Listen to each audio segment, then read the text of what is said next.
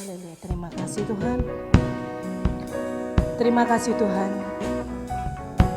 Kami rindu Tuhan untuk menjadi pribadi-pribadi yang baik, menjadi pribadi-pribadi yang serupa dengan Engkau, menjadi sempurna seperti Engkau Tuhan. Terima kasih Yesus. Terima kasih Tuhan. Haleluya Yesus.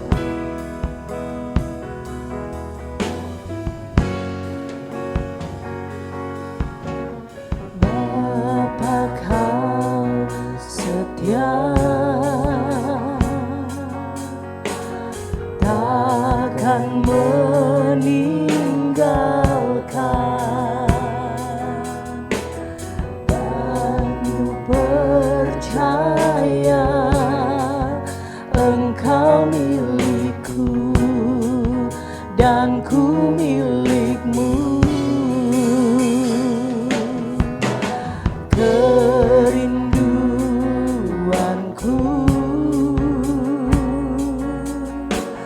tinggikan namamu, karena ku tahu Engkau dalamku dan ku dalammu. Ubah hatiku seputih hatimu, setulus kasihmu, kasihmu Tuhan. Biar mataku seperti matamu, pancarkan kasihmu. Ku mau jadi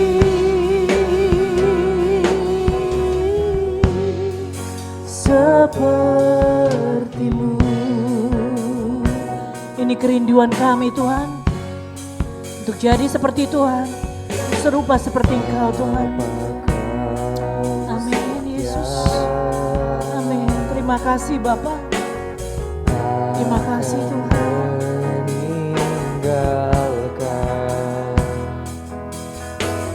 Dan ku percaya Engkau milikku dan ku milikmu. Kerinduanku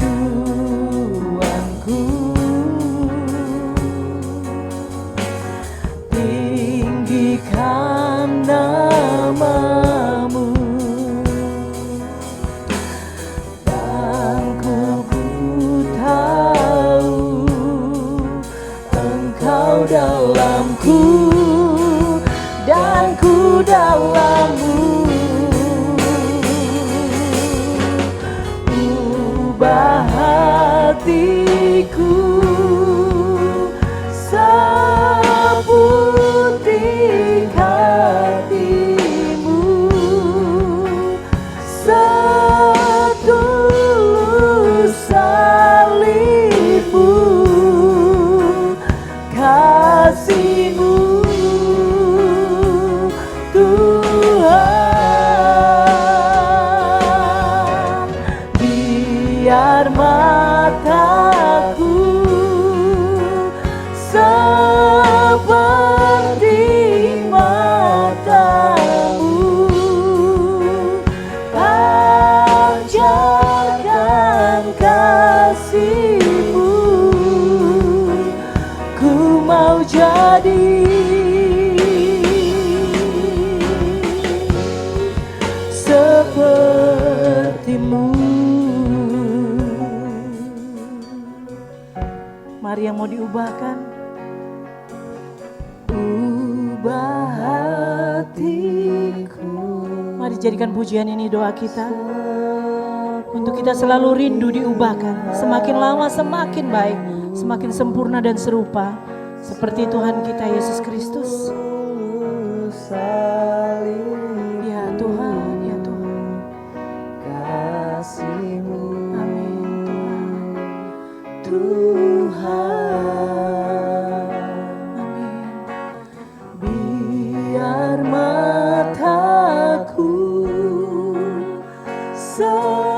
seperti mata-Mu,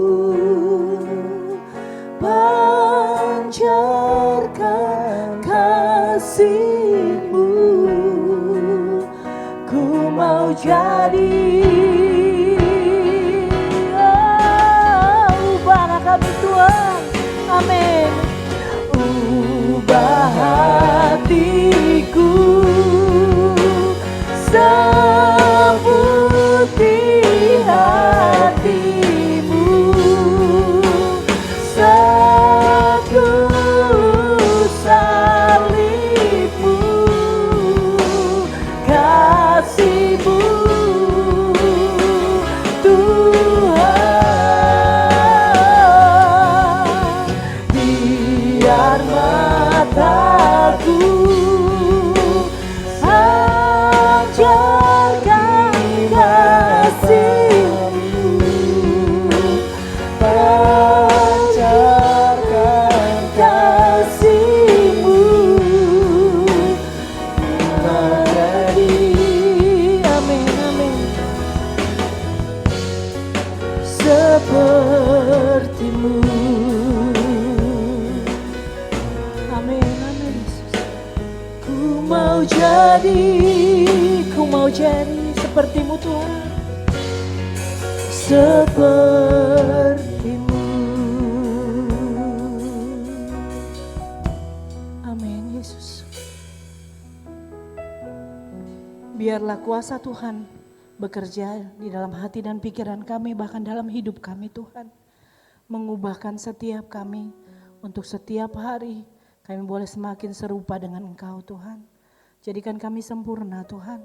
Semakin hari kami boleh serupa dengan Engkau, sempurna seperti Engkau. Bekerjalah dalam kehidupan kami sehingga hidup kami ini Tuhan boleh membawa dampak bagi sekitar kami, boleh menjadi berkat buat orang lain, membawa orang lain kepada Engkau Tuhan.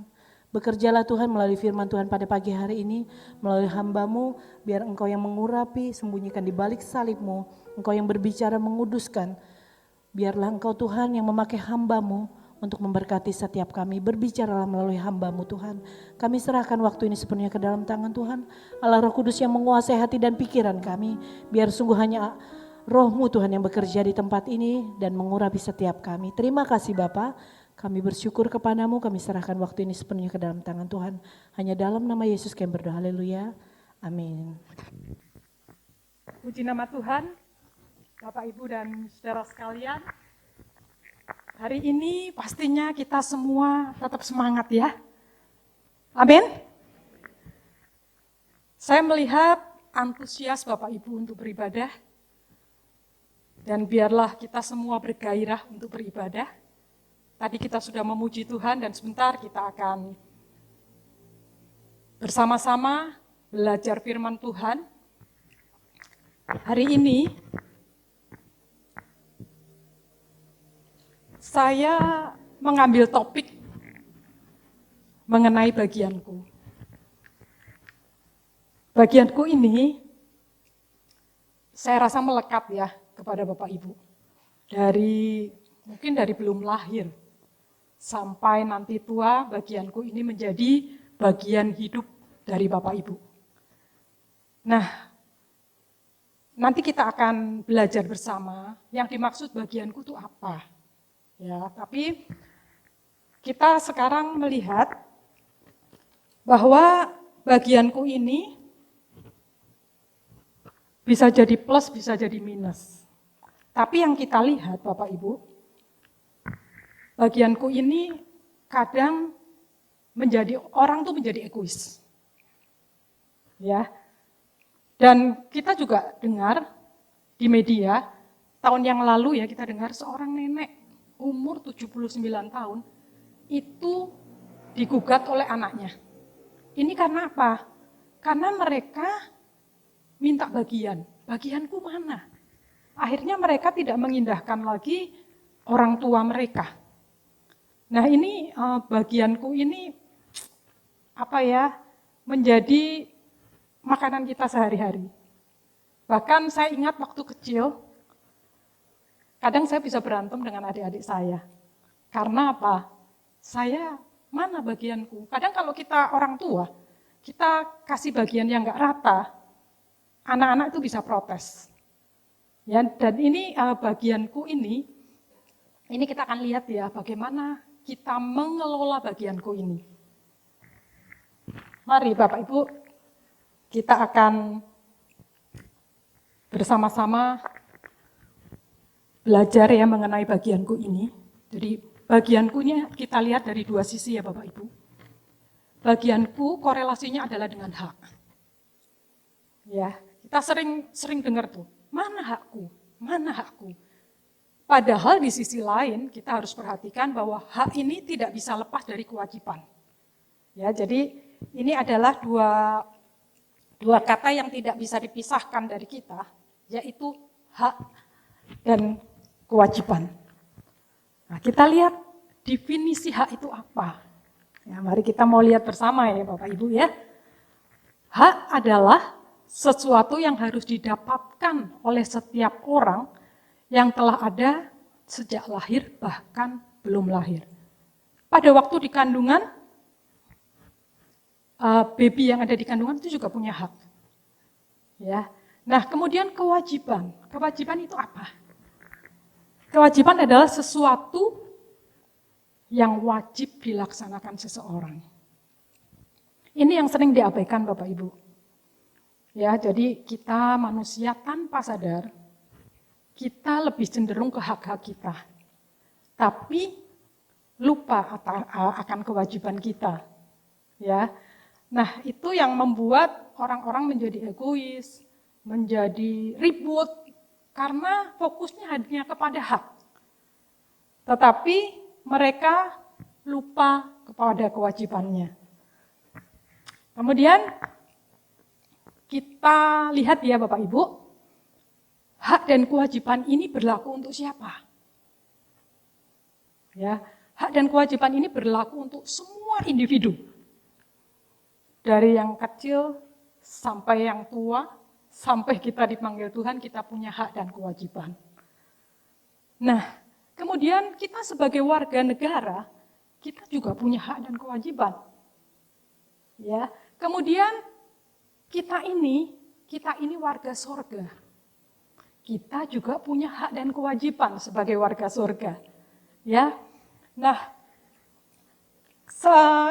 selanjutnya kita akan bicara mengenai kewajiban kita sebagai warga surga. Kita bersyukur Bapak Ibu, kalau kita diberikan kesempatan oleh Tuhan untuk nantinya bertemu bersama-sama di kerajaan surga. Nah, itu satu hak yang Tuhan sudah berikan kepada kita. Itu hak yang luar biasa Bapak Ibu. Ya, amazing.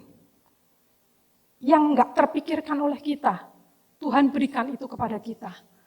Dan apalagi, banyak ya Bapak Ibu, kita hidup saat ini itu juga karena Tuhan memberikan yang terbaik untuk kita. Nah sekarang, kita mau bersama-sama belajar Bapak Ibu mengenai warga surga. Bagaimana sih kita nih sebagai warga surga, apa yang harus kita lakukan?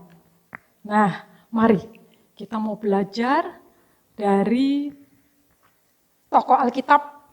Saya ambil 2 tokoh Alkitab di Perjanjian Lama dan di Perjanjian Baru. Bapak Ibu, saya rasa Bapak Ibu sudah ngelotok ya cerita mengenai Yusuf. Saya kalau membaca kisah Yusuf ini, ada di Kejadian 39 sampai 47 atau 48 begitu ya Bapak Ibu. Kalau kita membaca kisah ini, itu seru sekali ya Bapak Ibu. Bayangkan, di usia 17 tahun, Yusuf ini sudah berjuang mati-matian, ya. Jadi dia dibully oleh saudaranya, kemudian dijual oleh saudaranya, dan akhirnya dia bekerja di rumah Potifar, di situ pun dibully lagi. Ya, dia dibully oleh tuan rumah. Dia dituduh melakukan pelecehan. Dan itu story, sejarah yang dihadapi oleh Yusuf. Kemudian setelah dia dibully oleh nyonya rumah, akhirnya dia dimasukkan ke penjara. Di penjara tentunya nggak enak Bapak Ibu. Ya, tidak sebebas kalau kita di luar. Ada sesuatu hak yang dikekang. Karena kita nggak bisa sembarangan kalau di penjara. Ya, mungkin Bapak Ibu merasakan, ini belum di penjara ya, waktu kita pandemi, itu rasanya kayak di penjara ya. Di rumah, nggak bisa kemana-mana, itu aja rasanya udah nggak enak. Ya, mau keluar nggak bisa, mau bersosialisasi kita juga nggak bisa. Nah, apalagi Yusuf ini di penjara. Di penjara dengan tanpa kesalahan. Lebih lebih berat lagi ya Bapak Ibu ya. Karena di penjara dengan tidak bersalah. Tapi kita lihat Tuhan itu sangat baik. Tuhan itu menyertai dia siang dan malam. Setiap detik Tuhan menyertai dia. Akhirnya dia bertemu dengan juru minuman dan juru makanan. Nah, di situ dia mengartikan mimpi dari juru minuman dan juru makanan. Akhirnya mimpi itu menjadi kenyataan. Juru minuman diangkat kembali oleh raja, juru makanan dipenggal. Ya, nah Bapak Ibu, Yusuf ini orang yang luar biasa. Dia orang yang taat kepada Tuhan. Nah Bapak Ibu, kalau terjadi di zaman sekarang, bayangkan saja ya, kalau di zaman sekarang dia bisa mengartikan mimpi di penjara. Kalau orang sekarang lihai-lihai. Dia bisniskan itu. Ya kan? Dia bisa jadi dia jual itu keahliannya dia ya. Tapi Yusuf enggak. Dia taat kepada Tuhan. Kalau orang-orang sekarang, mengeruk kekayaan ya dari apa yang dia bisa ya. Nah Bapak Ibu, sebelum saya lanjutkan lagi, mari kita mau baca background dari Yusuf ini. Ya, kita akan baca di Kejadian pasal 39 ayat 2, kemudian dilanjut ayat 6c. Kejadian 39 ayat 2 dan ayat 6c. Kita lihat Bapak Ibu, kita belajar bersama mengenai Yusuf ini. Kejadian pasal 39 ayat yang kedua. Tetapi Tuhan menyertai Yusuf sehingga ia menjadi seorang yang selalu berhasil dalam pekerjaannya, maka tinggallah ia di rumah tuannya orang Mesir itu. Ayat 6c. Adapun Yusuf itu manis sikapnya dan elok parasnya. Yes, Bapak Ibu, itu background Yusuf. Ya, dia itu istilahnya luar dan dalam, itu orangnya luar biasa. Ya, dia disertai Tuhan. Dan di penjara dia tidak mengeluh. Dia melakukan itu di penjara ya, itu dengan hati yang tulus. Jadi dia nggak ngomel-ngomel. Pada saat juru minuman dibebaskan, dia sempat itu pesan, juru minuman, ingat aku ya. Nanti kalau kamu di luar sana, ingatlah aku. Tapi apa yang terjadi? Juru minuman lupa bahwa ada seseorang yang di penjara yang baik ya. Akhirnya sampai Bapak Ibu sampai 2 tahun, juru minuman baru ingat.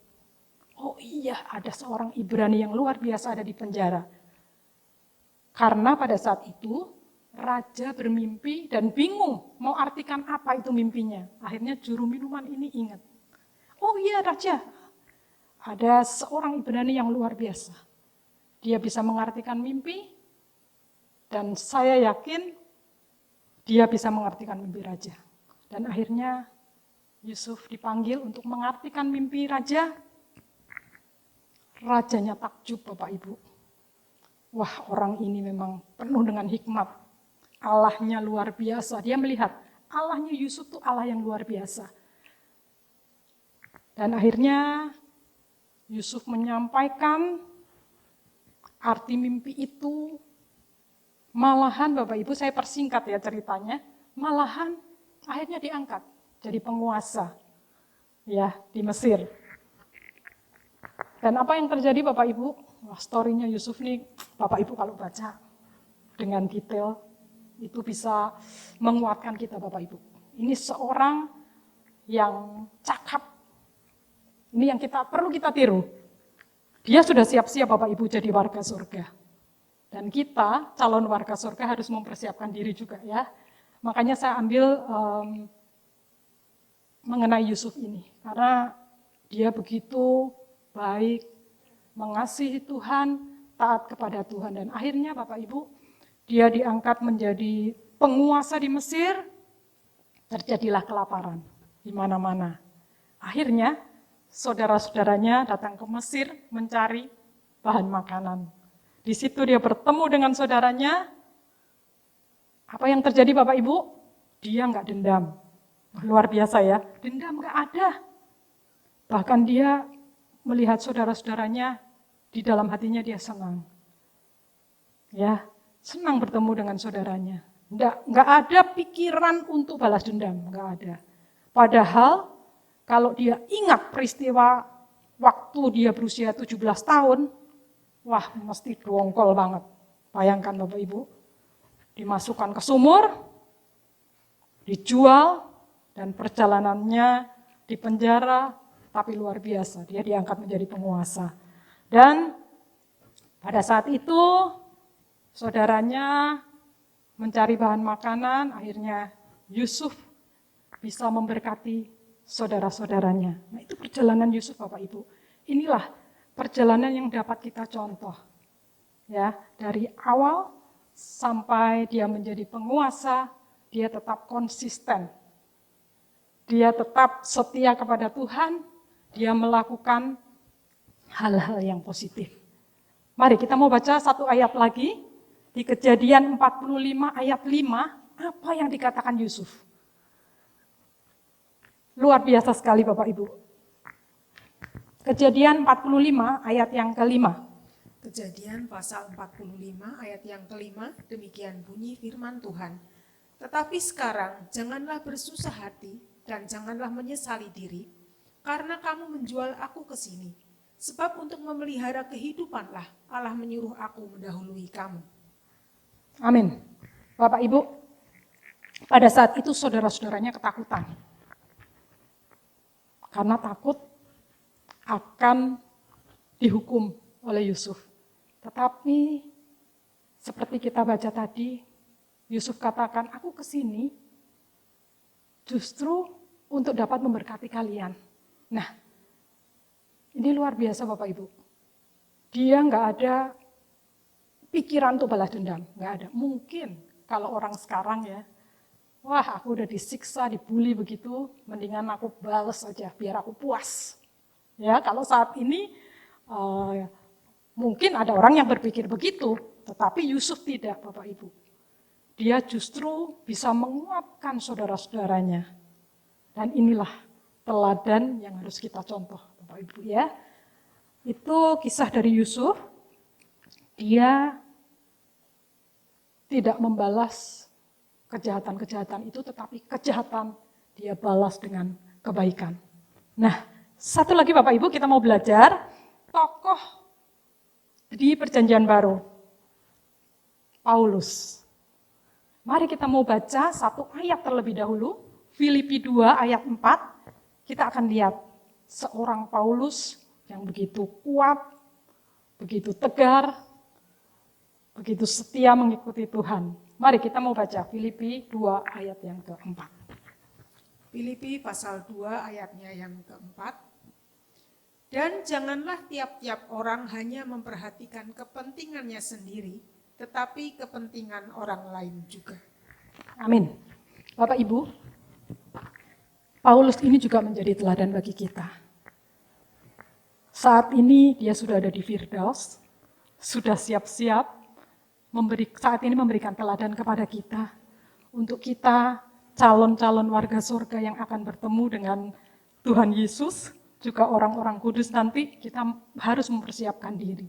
Paulus ini, walaupun saat itu ada di penjara Bapak Ibu, jadi dia di penjara di Roma, tetapi sanggup menguatkan orang-orang di Filipi. Jadi pada saat itu Paulus bahkan tadi menguatkan kita, jangan egois, jangan cuma memperhatikan diri sendiri, tapi perhatikanlah juga orang lain. Nah, Bapak Ibu, kalau saya baca jarak antara Roma ke Filipi itu 1.300 kilo. Itu kalau naik mobil kita tempuh sekitar 20 jam. Kira-kira Jakarta Bali itu aja masih kurang jauh, karena Jakarta Bali sekitar 1.200 kilo. Ini bayangkan Bapak Ibu, dia di penjara jaraknya 1.300 kilo, tapi dia memberikan perhatian. Dia mengirim surat, mendoakan orang-orang di Filipi. Bahkan di penjara, Paulus ini tetap semangat Bapak Ibu. Dia katakan, saudaraku bersukacita, berdoa, bersyukur. Nah, itu kondisi di penjara Bapak Ibu, tapi dia mampu menguatkan orang lain. Bagaimana dengan kita? Apakah saat kita mengalami penjara kesusahan, di saat pandemi, apakah kita seperti Paulus, memikirkan orang lain? Nah, Paulus ini menjadi teladan kita Bapak Ibu. Dia enggak egois. Walaupun jaraknya jauh, dia tetap ingat. Dia tetap mendoakan. Nah, Bapak Ibu, dua tokoh Alkitab ini, dia tidak fokus kepada haknya. Tidak. Dia lebih fokus kepada kewajibannya. Nah, inilah yang kita harus contoh Bapak Ibu. Ya, kita ini disetting menjadi manusia Allah. Ya, jadi kita mau mengikuti apa yang diperintahkan Tuhan. Dan itu kewajiban-kewajiban yang kita harus lakukan. Mari Bapak Ibu, kita akan lanjutkan lagi. Apa sih kewajiban warga surga? Mari Bapak Ibu, kita baca Filipi 4 ayat 8. Ini adalah sebagian Bapak Ibu. Sebagian kewajiban yang harus kita lakukan. Kewajiban adalah sesuatu yang wajib kita lakukan. Dan ini baru sebagian Bapak Ibu. Next kita akan belajar lagi kewajiban apa sih? Sebagai warga, calon-calon warga surga ini. Mari kita mau baca Filipi 4 ayat yang ke-8. Filipi pasal 4 ayat yang ke-8, demikian bunyi firman Tuhan. Jadi akhirnya saudara-saudara, semua yang benar, semua yang mulia, semua yang adil, semua yang suci, semua yang manis, semua yang sedap didengar, semua yang disebut kebajikan dan patut dipuji, pikirkanlah semuanya itu. Yes, Bapak Ibu. Ini Paulus mengirimkan kepada jemaat Filipi mengenai hal ini. Ya, ini pasal yang terakhir dari Filipi. Dan Paulus mengirimkan pesan ini. Dan pesan ini menjadi pesan untuk kita semua. Dan wajib kita lakukan. Nah, Bapak Ibu, ini adalah hal yang harus kita pikirkan dan lakukan. Jadi bukan hanya dipikirin aja Bapak Ibu. Tetapi ini semua harus kita lakukan. Ya. Nah, apa sih yang harus kita lakukan? Semua yang benar. Nah, Bapak Ibu, semua yang benar maksudnya apa? Ya. Maksud dari semua yang benar adalah kita harus mencintai kebenaran itu. Nah, orang kalau cinta kebenaran, pasti setiap saat dia akan ngomongin kebenaran. Benar Bapak Ibu? Kalau kita lagi jatuh cinta, mesti ngomongin itu aja, ya, orang yang kita kasihi. Nah, ini yang dimaksud di sini yang benar adalah mencintai kebenaran. Nah, setiap saat jangan kasih lowong kepada yang enggak benar untuk kita lakukan Bapak Ibu. Jadi, buatlah kita mencintai kebenaran sehingga kita boleh terus menelurkan kebenaran-kebenaran itu. Nah, salah satunya Bapak Ibu, yang sering kita ketemui adalah kejujuran. Saya ingin sharing ya Bapak Ibu ya, saya punya pengalaman. Jadi gini, ada di satu kantor, ya, kantor ini adalah lembaga pelatihan, yang mana di situ tentunya ada trainer, ada kelas-kelasnya, kemudian ada student yang datang, ada siswa yang datang ya. Nah, biasanya kalau trainer atau guru mengajar itu ada feedbacknya, ada evaluasinya dari siswa yang diajar. Nah, suatu saat Bapak Ibu, trainer ini mendapatkan evaluasi, tetapi nilainya tidak memuaskan. Ya, kalau biasa di kantor saya grade-nya adalah 1-5. Jadi kalau trainer mendapatkan angka 5 itu sangat memuaskan. Dan itu kaitannya adalah dengan bonus. Makanya trainer ini mengejar ya supaya performanya bagus, dapat bonusnya juga bagus. Jadi mereka ngejar itu. Nah, satu saat trainer ini mendapatkan angka yang enggak bagus. Kalau trainer biasanya ngomongnya rata kanan, artinya 5 gitu ya. Nah, ini mendapatkan angka di bawah itu. Trainer ini waktu itu masih sebelum pandemi Bapak Ibu, jadi masih pakai paper ya, belum paperless seperti sekarang. Itu diganti Bapak Ibu. Kalau tadinya angkanya di bawah 5, dia ganti itu menjadi rata kanan, 5. Tapi namanya orang yang nggak jujur, satu saat pasti akan diketemukan. Ya, jadi makanya kita harus hati-hati ya Bapak Ibu, kebenaran ini harus melekat di dalam hidup kita. Kita harus mencintainya, karena apapun yang kita lakukan yang nggak benar, suatu saat akan dibuka. Nah, ini trainer ini, padahal kertas yang awal, yang angkanya di bawah 5, itu dia sudah taruh tapi sembarangan. Dia tanpa sengaja menaruh sembarangan. Dan form yang isinya sudah diisi dengan angka 5, angka tertinggi, dia sudah masukkan ke perusahaan. Tentunya perusahaan menghitung itu ya. Tetapi satu saat ada satu pimpinan, entah bagaimana, menemukan berkas yang pertama, yang asli. Nah, pimpinan ini peka, wah ini kan dokumen penting, kenapa ada di sini? Itu ya. Setelah itu dia cek, dia cocokkan dengan form yang disetorkan oleh trainer ini ternyata berbeda. Nah, kita lihat di sini Bapak Ibu, sepandai-pandainya orang ngumpetin, kena juga gitu loh. Padahal anak ini mungkin sudah lupa malahan. Tetapi lihat, ketidakjujuran akhirnya terbuka. Dan akhirnya dicocokkan, orang ini dipanggil dan ternyata betul. Dia melakukan kesalahan itu. Nah, ini pelajaran Bapak Ibu, kejujuran itu penting sekali. Kejujuran itu adalah ada di dalam kebenaran. Ya, kita mau belajar ini Bapak Ibu. Ya, setiap waktu biarlah kita hidup di dalam kebenaran. Kemudian yang mulia. Yang mulia itu kaitannya dengan ibadah Bapak Ibu. Ya, saya karena waktunya saya nggak bisa jelasin satu persatu, tetapi nanti saya akan jelaskan yang benar. Tadi saya sudah jabarkan Bapak Ibu, kemudian nanti saya akan tambahkan sharing pada yang terakhir ya. Jadi untuk yang mulia ini adalah mencakup aspek ibadah. Ya, jadi taat dan setia kepada Tuhan, memberikan hati, tubuh, jiwa, roh kita untuk kemuliaan Tuhan, ini adalah yang berkenan kepada Tuhan. Kemudian yang adil. Yang adil ini mencakup aspek hukum. Ya, karena keadilan ini yang sering menjadi keributan Bapak Ibu. Nah, ini mencakup aspeknya adalah aspek hukum. Kemudian yang suci. Yang suci ini mencakup aspek kesalehan. Ya, jadi hidup kita ini harus berfokus untuk memuliakan nama Tuhan. Kita dituntut itu Bapak Ibu. Kemudian yang manis.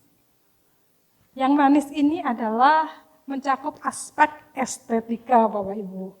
Jadi bagaimana kita boleh baik, tutur kata kita, sikap kita. Nah, ini juga kita dituntut ya, wajib kita lakukan.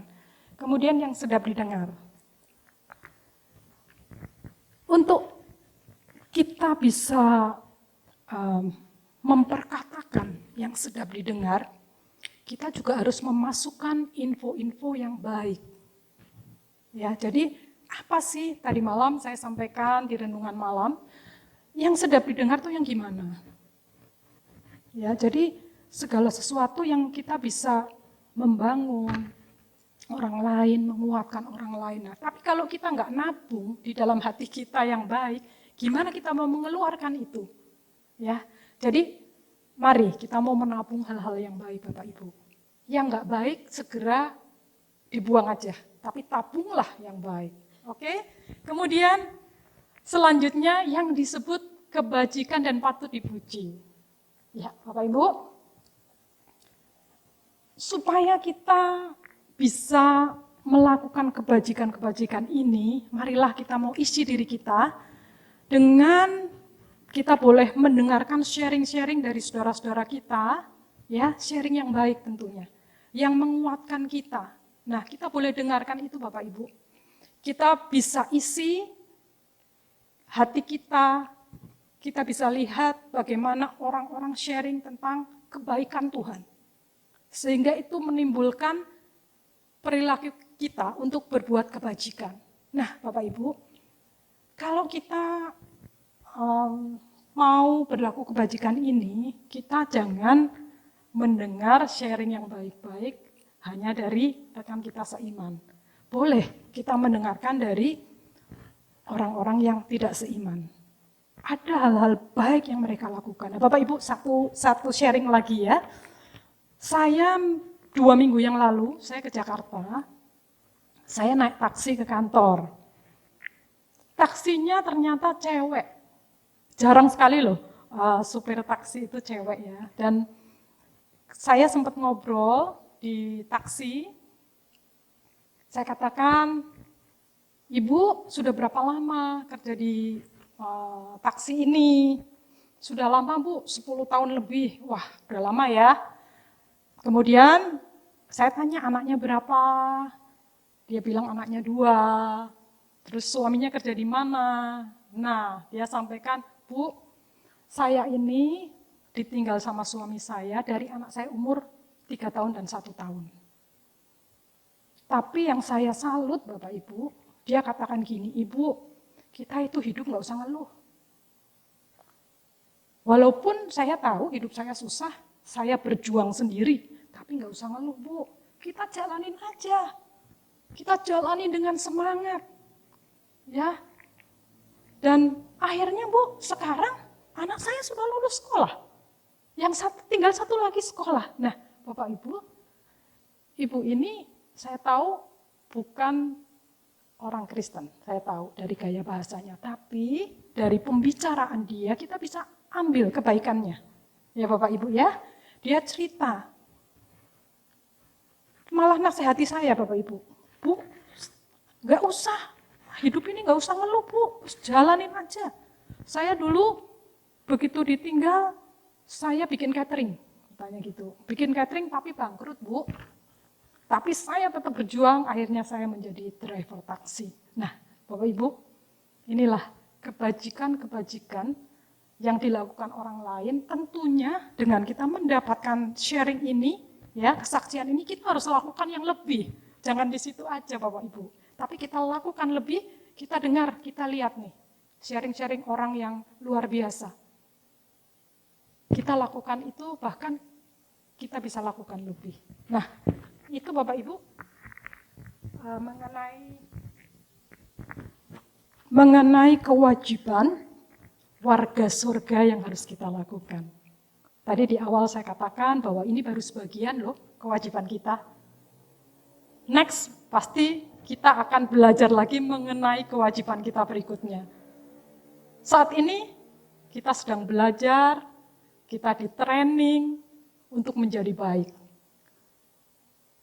Kita menuju menjadi manusia Allah. Ya. Nah, satu ayat lagi kita akan baca Bapak Ibu. 1 Raja-Raja pasal 2 ayat 3.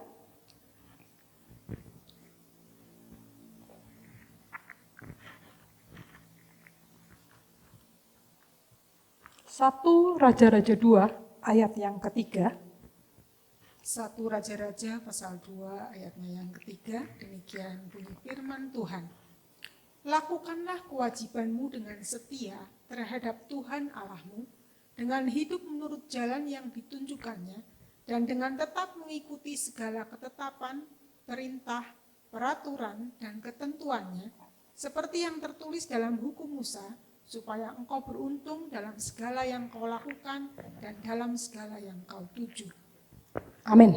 Bapak Ibu, inilah pesan firman Tuhan bahwa kita harus melakukan kewajiban kita dan kita mau taat kepada Tuhan.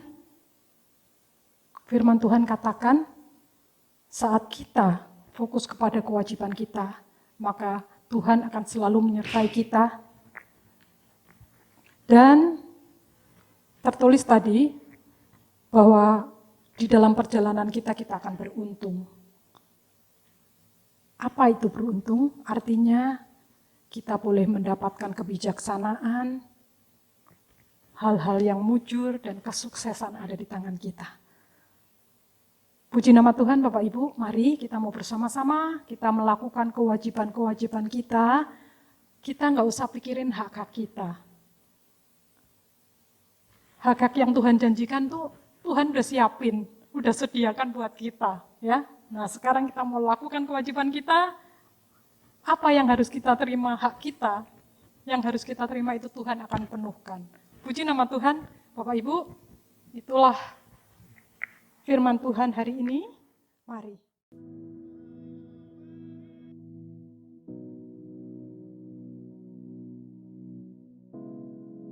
Saudaraku yang kasih Tuhan, kita akan bersekutu dengan tubuh dan darah Tuhan.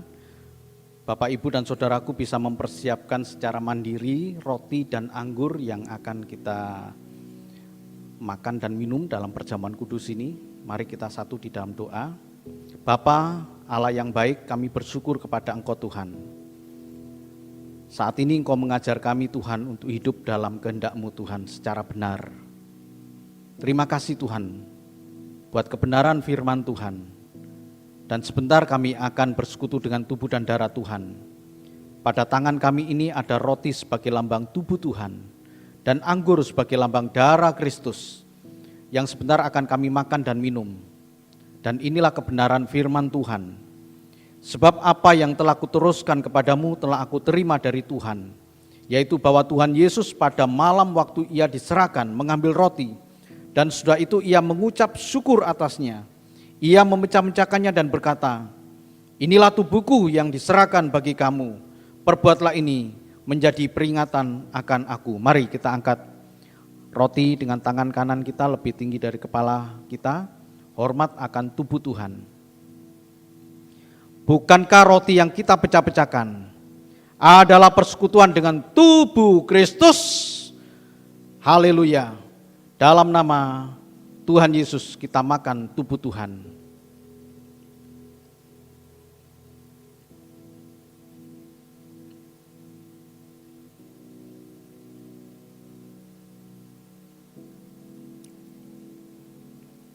Dan sekarang kita ambil gelas kecil ini yang berisi anggur. Kita pegang dengan tangan kanan kita dan kita letakkan di dada kita. Kita merasakan kasih Tuhan yang begitu besar dalam hidup kita. Kita tidak mampu menghitung kebaikan Tuhan, kemurahan Tuhan. Dia sangat baik.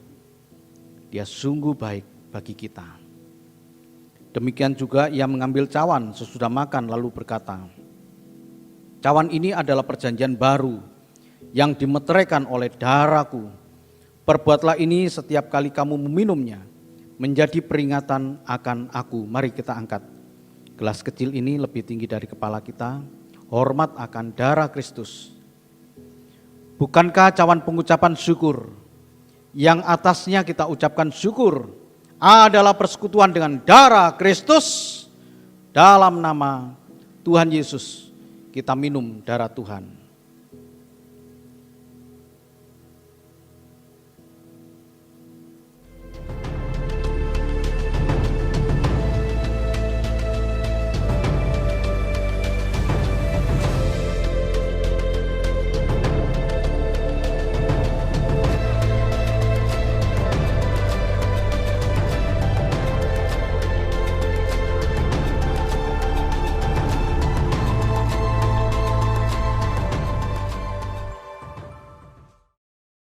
Terimalah berkat dan anugerah dari Allah Bapa di surga, kasih dan cinta Tuhan kita Yesus Kristus anaknya yang tunggal, penghiburan dan kekuatan dari kuasa Roh Kudus menyertai kita mulai saat ini, esok dan sampai selama-lamanya, sampai Tuhan Yesus datang kembali menjemput kita.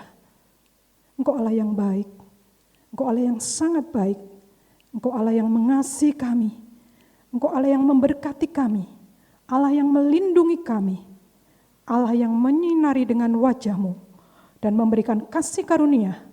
Engkau juga Allah yang menghadapkan wajah-Mu kepada kami dan memberikan damai sejahtera. Terima kasih ya Bapa, kami serahkan seluruh hidup kami ke dalam tangan-Mu. Kami serahkan bangsa dan negara kami ke dalam tangan-Mu. Engkau memberkati pekerjaan kami, Engkau memberkati pelayanan kami. Seluruh kehidupan kami ada di dalam tangan Tuhan. Terima kasih Bapa. Segala kemuliaan dan syukur bagi-Mu, di dalam nama Tuhan Yesus kami sudah berdoa dan mengucap syukur. Semua yang percaya mari kita katakan amin. Tuhan Yesus memberkati Bapak Ibu dan saudara sekalian. Pancarkan kasih-Mu menjadi, amin, amin, seperti-Mu.